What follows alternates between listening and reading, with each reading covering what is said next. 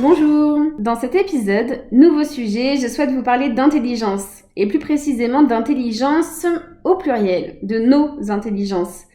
Parce que oui, on dispose de plusieurs intelligences, alors que dans le langage courant, l'inconscient collectif, l'intelligence renvoie à une seule en particulier, alors que nous en avons trois, chacune étant rattachée à une partie de notre cerveau, chacune utilisant des informations différentes à traiter et chacune ayant son utilité. Alors l'idée, c'est pas de vous faire un cours de neurosciences, j'en ai surtout pas les capacités, pas les connaissances, mais simplement, je me suis intéressée, moi, à ces trois intelligences. J'ai lu beaucoup, j'ai écouté des scientifiques, j'ai passé des tests pour savoir, pour comprendre. J'ai découvert que j'étais au potentiel intellectuel et au potentiel émotionnel, et ça a réveillé beaucoup de choses en moi qui ont amélioré ma vie d'une manière générale. Alors, ces intelligences, aujourd'hui, je souhaite vous en parler. Quelles sont-elles? À quoi servent-elles? Comment fonctionnent-elles et comment les utiliser? Et bien, c'est ce que je vous explique, ce que je vous partage à ma manière dans cet épisode. Bonjour, je m'appelle Maggie et à travers Cancun et ce podcast, je souhaite vous transmettre tout ce que j'ai appris, vécu et compris sur la communication et les relations. Deux éléments que j'ai à cœur de voir exister de manière positive dans notre monde. Mon activité consiste à vous informer, vous former et vous accompagner à votre épanouissement relationnel, pour des relations de qualité avec vous-même et avec les autres.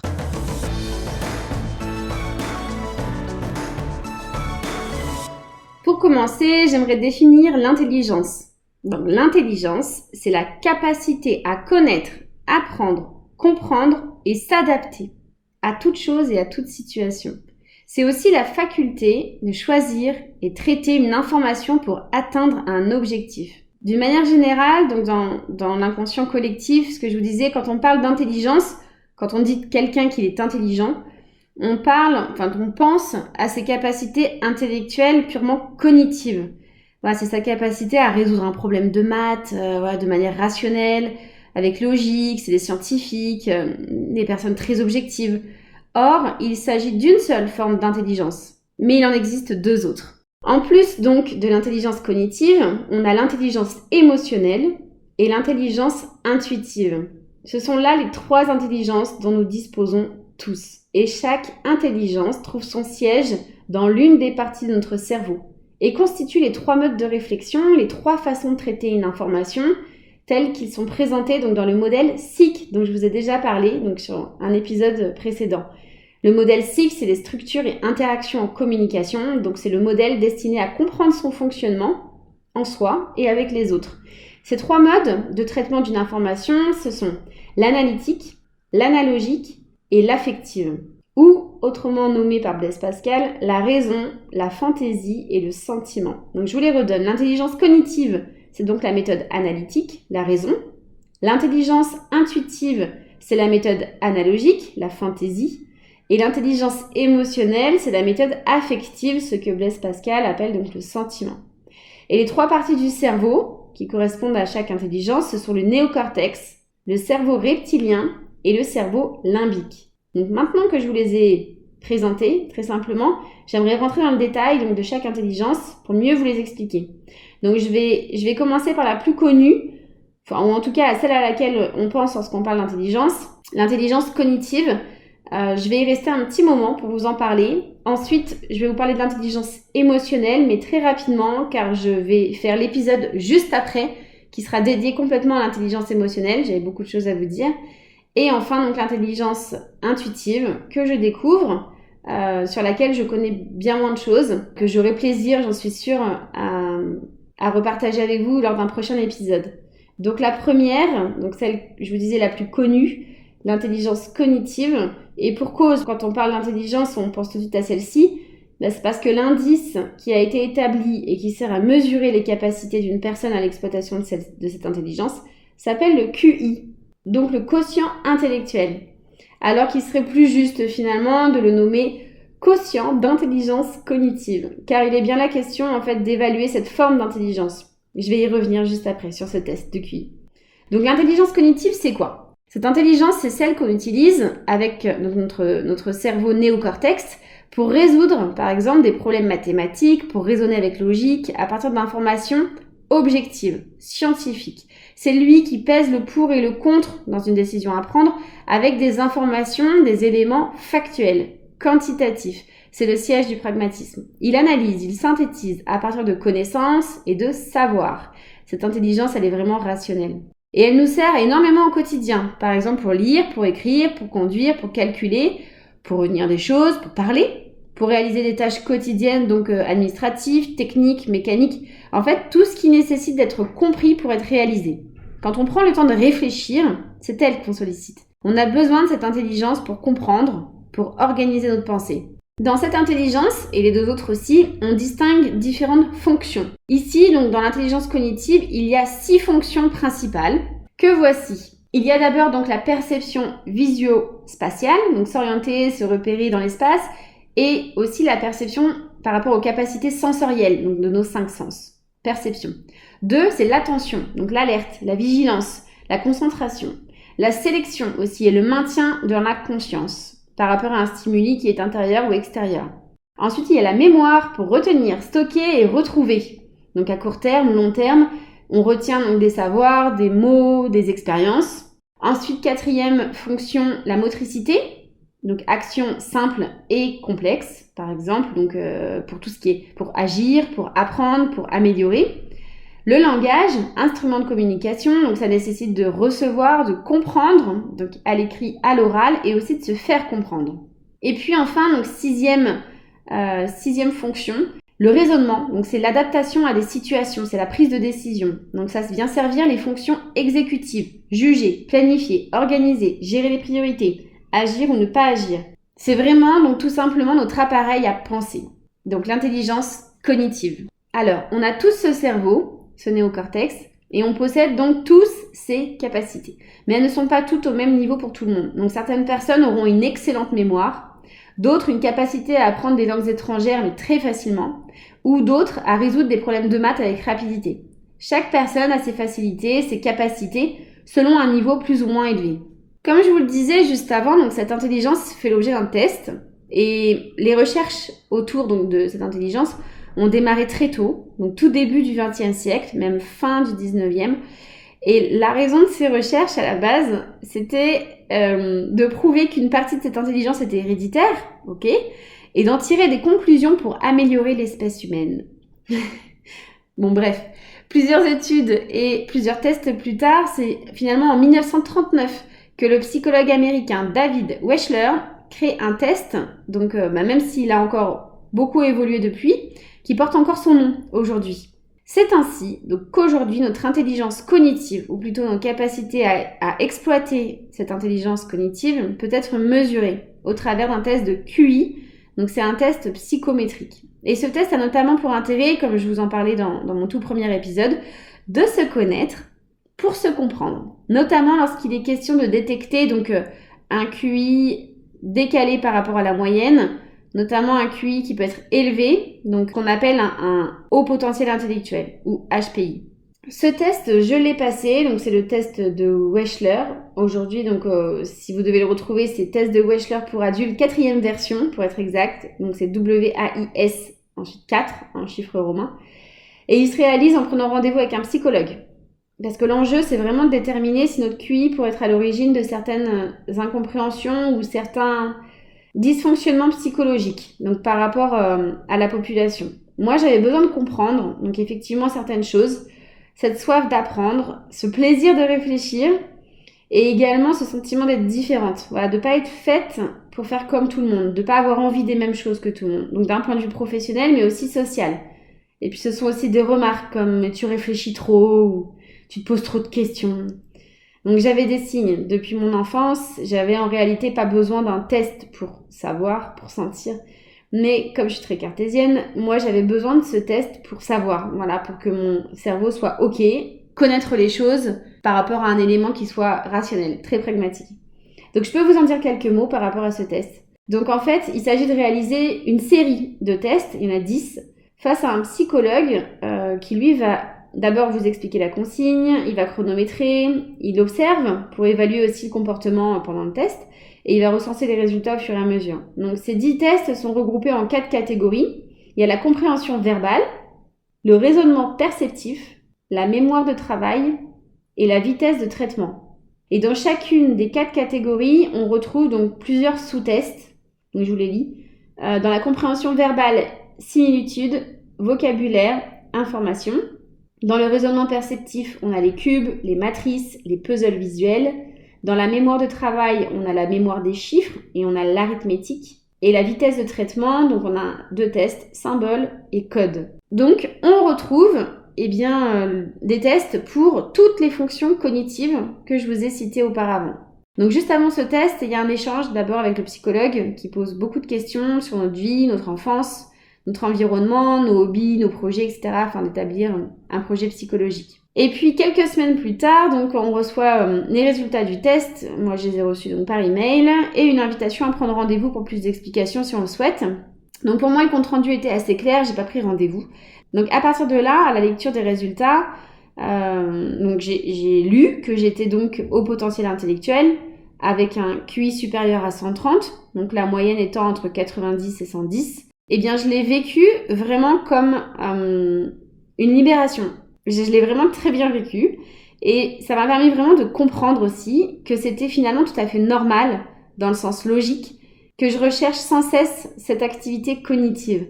Donc pour pas dire intellectuelle, hein, mais j'ai un cerveau donc qui tourne à 1000 à l'heure et qui a besoin d'être nourri. Et ce cerveau, quand il est très bien nourri, il peut aussi se reposer et me laisser me reposer. Notre cerveau est un outil. Il ne définit pas qui nous sommes, c'est seulement un élément du puzzle que nous sommes. Avoir réalisé ce test, moi, ça m'a permis d'ajouter une étiquette, une pièce de mon puzzle, afin de mieux me connaître mes outils, mes capacités, afin d'avancer plus sereinement dans ma vie. Donc sans passer par le test de Wechsler, donc qui représente quand même un investissement, hein, je parle d'investissement, pas de dépenses, entre 300 et 400 euros, je me souviens plus exactement. Je peux déjà vous donner donc quelques indices qui peuvent vous aiguiller sur le niveau de vos capacités cognitives.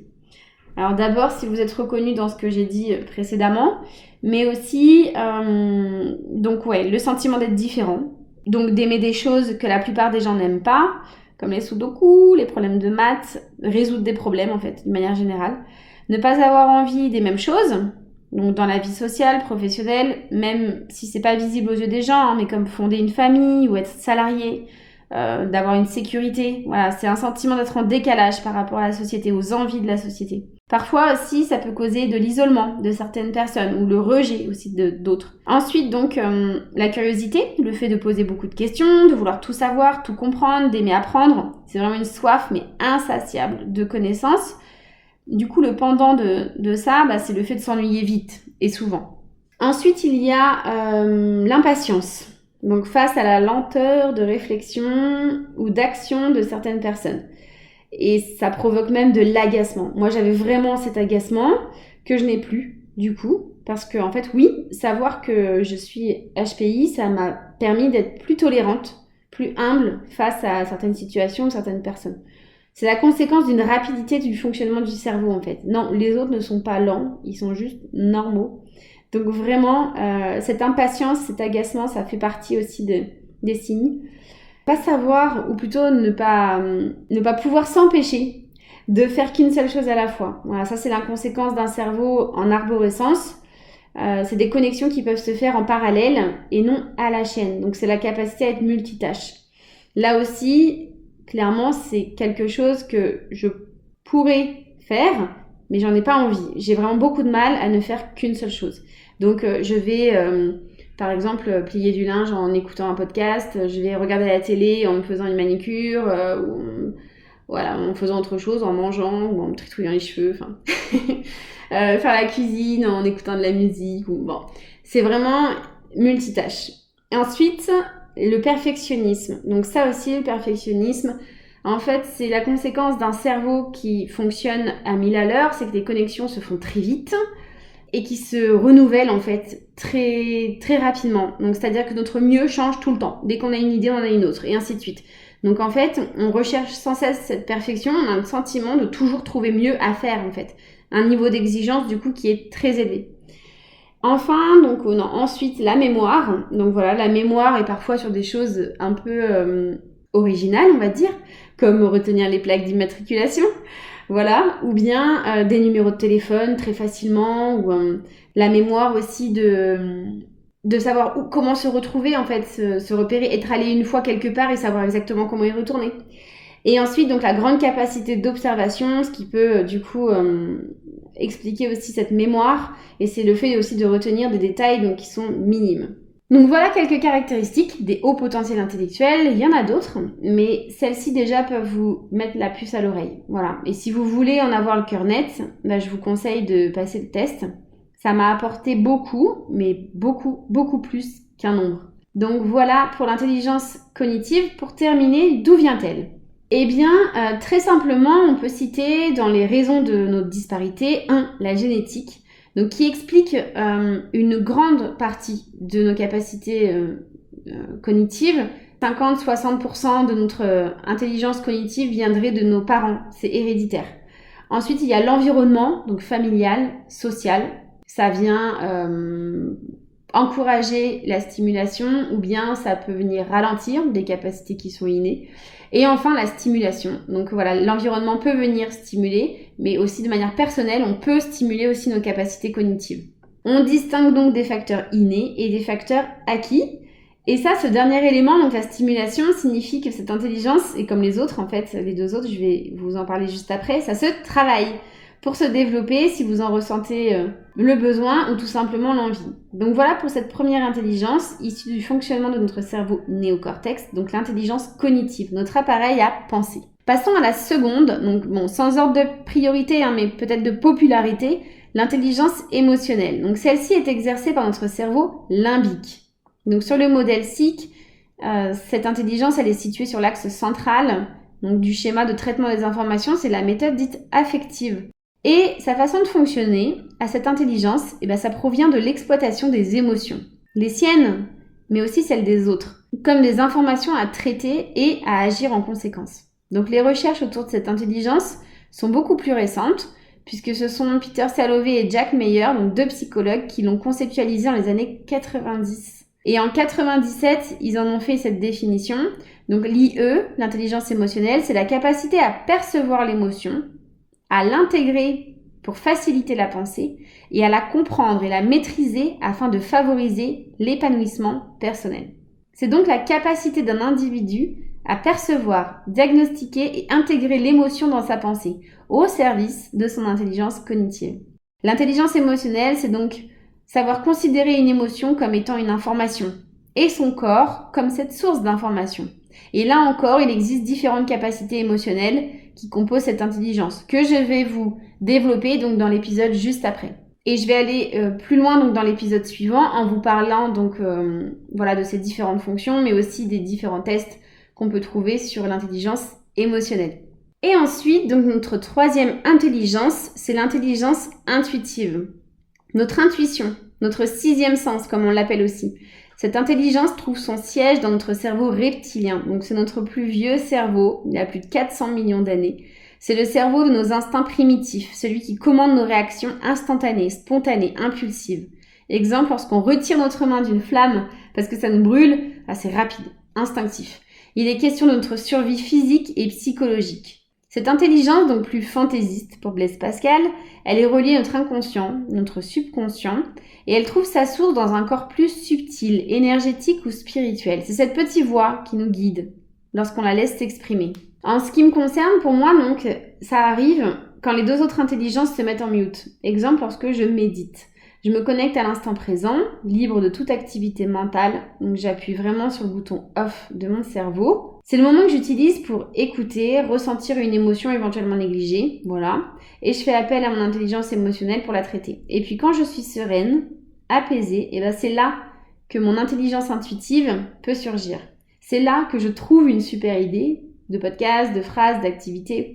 Ou plutôt, c'est là que les super idées me trouvent. Et je suis à l'écoute, réceptive, et donc disposée à recevoir et à traiter ces messages. Dans L'âme du monde, le livre de Frédéric Renoir, cette intelligence est activée dans la 6e clé de la sagesse, l'art de vivre dans l'ici et maintenant, pour info. Et dans Réfléchissez et devenez riche de Napoléon Hill, il est question d'être relié à une intelligence infinie, responsable de notre imagination créatrice. Les informations nous parviennent donc à l'esprit sous forme d'inspiration. C'est un mot, un nombre, une image qui s'impose à nous, mais sans réfléchir. Pour reprendre les termes du livre, il explique « Votre 6e sens vous préviendra à temps des dangers imminents pour que vous puissiez les éviter et des bonnes occasions qui se présenteront pour que vous puissiez les saisir. » Cette intelligence, elle dépasse tout raisonnement cognitif.